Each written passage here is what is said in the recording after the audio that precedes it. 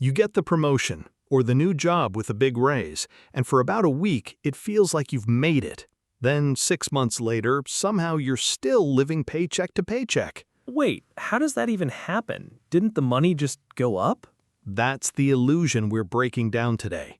More salary almost never means more savings. In fact, for a lot of people, it means less. And by the end of this video, you're going to understand exactly why, and more importantly, how to make sure it doesn't happen to you. Okay, I need to understand this because on the surface it makes no sense. More income in, more should be left over. That's the logical assumption, but money doesn't work on logic. It works on psychology, and there's a very specific psychological trap that swallows almost every raise before it even reaches your savings account. Let's name it. It's called lifestyle creep, but today we're looking at a very specific version of it, not the slow creep of small purchases over years, the sudden creep that happens the exact moment your income jumps. So this is less about spending habits building up slowly and more about a single event triggering it. Exactly. A promotion or new job is a psychological permission slip. Your brain says, I earned this, I deserve to enjoy it, and suddenly spending that would have felt irresponsible last month feels completely justified this month. Walk me through what that actually looks like in real life. Let's build an example. Someone's making the equivalent of $60,000 a year. They're saving 10%, $6,000, feeling decent about their progress. Then they land a new job. Salary jumps to $80,000. That's a huge jump, 33% more income. Huge. And here's what usually happens next. First thing, the apartment. The old place suddenly feels beneath the new salary. They move somewhere nicer, $800 a month more. Reasonable on its own, right? A better job should come with a better living situation. On its own, sure, but we're not done. Second thing, the car. The old car suddenly feels embarrassing to park at the new office. New car payment, $400 a month. Still sounds justifiable in the moment. That's exactly the trap. Every single decision sounds justifiable in the moment. Third thing, the wardrobe. New job means new professional image, new clothes, maybe $200 a month if you average it out. Okay, we're already at $1,400 a month in new expenses. And we're not finished. Fourth thing, the lifestyle around the new income. More dinners out because colleagues are doing well too. A gym membership at a nicer place. Maybe a subscription or two that fits the new identity. Add another $300. So we're at $1,700 a month in new spending. Right. Now let's do the math on the raise itself. $20,000 more a year before taxes works out to somewhere around $1,400 a month after tax, depending on the bracket. Wait, the new spending is actually higher than the raise itself. That's the punchline of the entire video. This person got a massive raise and is now saving less than they were before, in real numbers, because every dollar of new income got assigned to a new expense before it ever hit a savings account. And I'd bet it doesn't even feel like overspending while it's happening. It never does. Each individual decision felt reasonable. Nobody sat down and said, I'm going to sabotage my savings rate. It happened one small justified upgrade at a time. Why does this specifically happen around income jumps? Why not just gradually over time? Because a raise resets your baseline.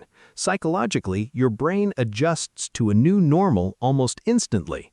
What used to feel like a luxury now feels like the bare minimum for someone at your new income level. Researchers call this the hedonic treadmill. You adapt to more, and then more becomes the new normal you need just to feel the same as before. So you're not actually happier at the new spending level, you've just recalibrated what happy requires. Exactly. And that recalibration happens fast, usually within a few months. That's why the spending increase tends to cluster right around the raise instead of spreading out slowly. Let's talk about identity, because I have a feeling that plays a role here too. Huge role. When your title changes or you land a job at a more prestigious company, there's an unconscious pressure to look the part. If you're now a senior manager, you feel like you should dress, eat, and live like a senior manager, even if that has absolutely nothing to do with your actual financial goals. So people are spending to match a perceived identity, not an actual need. Right, And this is amplified by everyone around you. Your new coworkers might have grown into that spending level over years. You're trying to match it in months without their years of accumulated savings behind them. That's a really important point. You're comparing your starting line to someone else's 10th mile. Perfectly said. You see a colleague's lifestyle and assume that's just what people at this income level do, without knowing anything about their actual financial situation. Maybe they're in debt too. You just can't see it. Let's talk numbers a bit more, because I think seeing the long-term cost really drives this home. Let's do it. Go back to our example. Person 1 keeps saving at the old rate, roughly $850 a month, ignoring the raise entirely for the sake of comparison. Actually, let's make this realistic.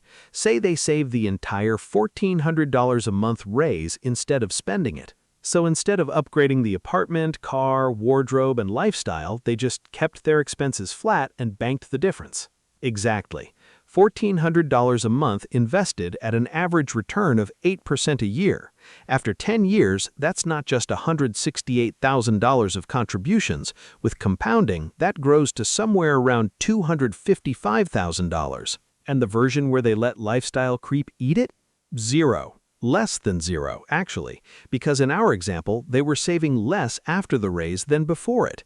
So over that same 10 years, instead of building $250,000, they might have actually gone backwards. That gap is the entire point of this video, isn't it? Same raise, same person, two completely different financial futures decided entirely by what happens in the first few months after the income jump. That's exactly it. The raise itself didn't determine the outcome. The decisions made in the 90 days after the raise determined the outcome. So what's the actual fix here? Because I don't think the answer is never enjoy your raise. It's not. Nobody's saying live like you're still broke forever.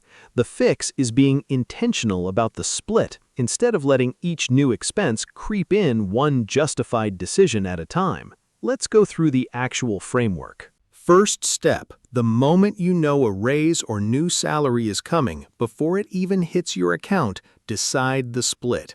A common rule is 50% goes to increased savings and investing, 50% goes to lifestyle upgrades you actually want. So you're not denying yourself the reward, you're just capping it. Exactly. And the key is making that savings half automatic before you ever see the money. Increase your automatic investment contribution the same day the new salary starts. If it never sits in your checking account, it never becomes available for lifestyle creep to eat. What's the second step? Wait 30 days before making any big purchase decisions. New apartment, new car, anything over a certain dollar amount. The urge to upgrade immediately is emotional. 30 days later, you'll know if it's a real need or just the excitement of the raise talking. Third step? Pick one upgrade, not 5. If you're going to allow yourself a lifestyle improvement, choose the one that actually matters most to you and skip the rest. Most people don't upgrade one thing after a raise, they upgrade everything at once, and that's what turns a $1,400 raise into an $1,800 new expense. And the fourth? Track your savings rate as a percentage, not a dollar amount. If you were saving 15% of your income before the raise, the goal is to be saving at least 15% after it too, ideally more. If your savings rate drops after a raise, that's the clearest possible sign lifestyle creep has already won. That's such a simple metric, but I don't think most people ever check it. Almost nobody does. People track their salary going up. Almost nobody tracks their savings rate going up or down alongside it.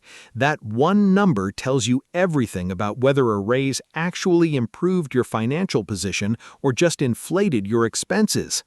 Let's talk about promotions specifically for a second, because I think there's an extra layer there versus a totally new job.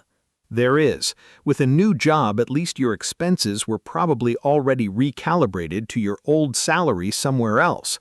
With a promotion, you're staying in the exact same environment, same commute, same coworkers, but suddenly with more money and a title that feels like it demands a certain image. So the pressure to spend can actually be even more subtle with a promotion because nothing around you physically changed.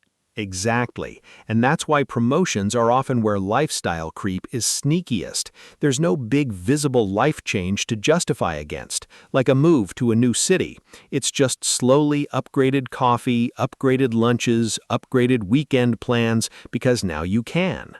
It sounds like the danger isn't the raise itself, it's the absence of a plan for the raise.